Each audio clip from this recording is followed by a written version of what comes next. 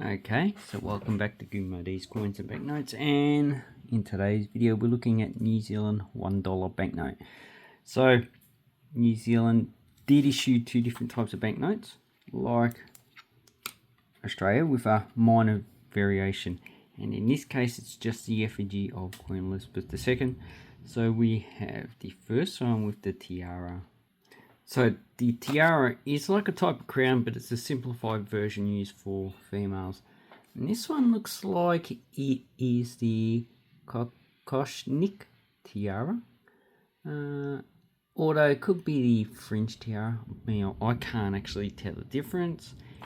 And the second version, issued in 1981, has looks like the Vladimir tiara. So, which if you go to Wikipedia, actually can see it. Yeah, it looks like it. So that's all these would have been official, and they would have graced her crown sooner or later. Okay, so difference in Australian currency, it has Reserve Bank, in which Australian currency just has Australia. Now it's legal tender note. But these have been demonetised. They were demonetised in 1992 when they issued the $1 coin. Okay, so they circulated alongside New Zealand coins that were issued in 1976. And good look, I did have the coins just before, and I've put them somewhere, and they've just disappeared. Okay, so here's the actual coins. So I got 2, 5, 10, 20-cent coins. This one's are the later versions, but they were all, so these, we won't even worry about talking about the coins. Anyway, so you can see this one has a star. So this is a replacement banknote, and not all signatures have replacement banknotes. So for the first series, Y90 to 92 had stars, and if we look at the second version, we are talking about double AA or AB. So this one has a 3-letter prefix, but the replacement ones just have 2 letters, and that's probably to make room up for the star that they needed at the end. So on the front of the banknote, just has stylo. So this is patterns just to prevent counterfeiting. Although current technology, these are no longer valid and they're quite easy to copy. And the watermark is Captain Cook, and he was on the previous pre-decimal banknotes. And on the back we have the clematis. So this one has the actual name of the whatever is on it. So we've got clematis with the name there, so an indigenous flower in New Zealand, and a fantail. So it would be nice to actually put a species on it so people can specifically know which animal it is. Obviously you can see a fantail. So this is the Flower and Bird series, and this is printed by Bradbury Wilson. So, and the replacement banknote, we have Thomas de la Rue. So they could be printed by other places, like the current New Zealand banknotes made out of polymer are printed in Canada. That's why the security features are quite similar to those that are in Canada. Okay, so these ones seem to have a center thread that's slightly off center, and it doesn't look like they changed the actual thread on the actual banknote. So there will be a difference in price with these two banknotes. So this is the last signature. Is it? I need to have a look. Yep. So that is Brash. So these ones should be easy to get in uncirculated grade. This one's circulated, but I'm just keeping it for my collection, which I have quite a few banknotes, and I'm going to make just a short video on each of these. Okay, I do at the 10. No, I don't at the 50 or the 100. Okay, so when they changed these over in 1967, this replaced the 10 shilling banknote that was in circulation. And New Zealand banknotes don't get as much of a value as the Australian banknotes, unless it's the Maori series. which is 1933 to 40. And that's actually quite scarce. And also, New Zealand did issue, if I go back to the pound series, they did issue, I think, a £50 banknote up to £100. Okay, so on eBay, currently there's 163 of them for sale. So we'll look at the actual sold values first. And as you can see, uncirculated, starting bid. Circulated, as you can see, they're trying to get $6. Probably not really worth that much. Lightly circulated. This looks uncirculated, and that's the last series for $12. But we'll see how much they sell for. But before that, we're going to have a look at the actual prefixes. Okay, so the earliest banknote I have seen with the prefix, so this one is the Fleming, so it's a Fleming signature, and it has 2-letter prefix IL, so that should be 1967-68. Then we have the next signature, which is Wilkes, and it has a number and a letter, obviously. So with the 2 letters, obviously they've run out quite quickly and I had to change them. And then we also have Wilkes, so obviously that was exhausted, and then they had a letter and a 2-number prefix. And then the suffix is always just 6 numbers, so you can get 1 million banknotes out of one free combination of the prefix. And it looks like they went from A to Z, so they exhausted this. Then we have the next signature. So this is 9, and they just continue on with the 1 letter and 2 numbers.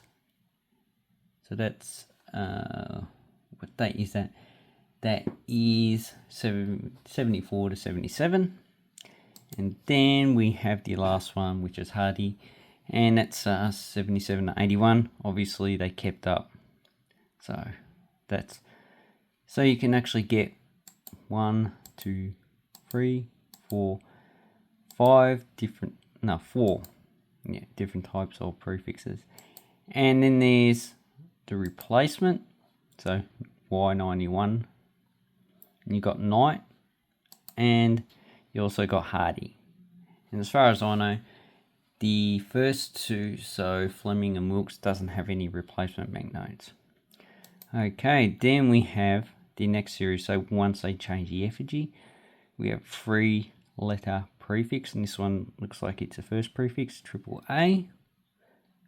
Selling it for $10. Then we have another AAA, selling it for less than $10. Postage, yeah. And then we have the normal ones. So this one's for bid, ANS, and this one is the Brash. So this is the last series. So obviously they didn't get past the A, so there is no B and C. So anyway, that's the way it is. And here we have a replacement. So this is the only listing that I found with the replacements. Obviously these ones are a bit scarce, and they're either AA or AB. So replacement, you're probably paying about $20, $30 for one of these banknotes. Then yeah, 45, but I've seen them for 18. Yeah, this one. Is that one a bit damaged? Oh, it looks a bit damaged. Yeah, definitely. So that's a bit damaged, so it's been circulated, so it's 18. And this one is uncirculated. So if we look at how much these sell for, you can see uncirculated 77.81, $20. Don't worry about that. I'll talk about that banknote later. Actually, I think I've already talked about it. This one's 68.75. That's Wilkes. So that is, should be 68 to 70. No, it should be 68.74. Okay, that's that one. And obviously during the Wilkes, they also started with the 1 letter and the 2 numbers. Okay, 9, 25, $65 for the first issue. So obviously 1967 is going to be the most expensive. Also, I would say a lot of these were actually kept. And the next series should be, it's a longer run, so obviously a lot of people kept them. Oh, first Prefix sold for $2. That's probably a bargain pickup. And blah blah blah blah. Circulated $5. So yeah, probably about starting from $10 uncirculated, and that will be for the last issue of Hardy. Hardy? Yeah. So $5 there. Looks pretty uncirculated, but you can check for these banknotes yourself. And even though they're being demonetised, you can probably still exchange them at the New Zealand Reserve Bank, but you need to actually check that up. Okay, and then you got specimens. So that's how you know the difference between a replacement and a specimen. Specimen says specimen. So then you got the other denominations, and I don't see any. Okay, this is the first series that's hard to get and also expensive. Okay, $50, $148. That's a bit sad. Looks like it is also first prefix as well, starting with X. And yeah, then you got a lot of other ones, and then you got the 100. So G, looks like this is the first issue. Wow, $3,000. Gets expensive. And oh wow, have a look at that. What's left of the actual banknote.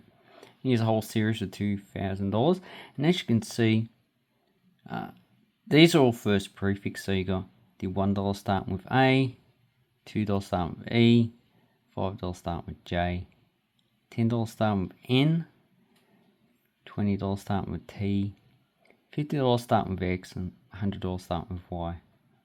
The $100 should be the hardest to get because most of those banknotes should have been returned to the actual bank. So in 1981, you're probably equivalent to like $200 to $300 now.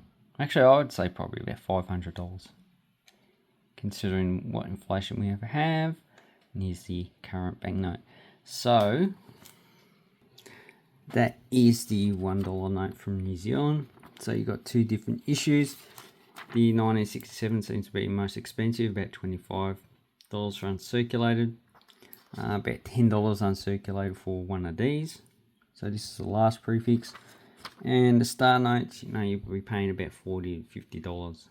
Anyway, hope this helps you with your banknote collection of New Zealand. So stick around.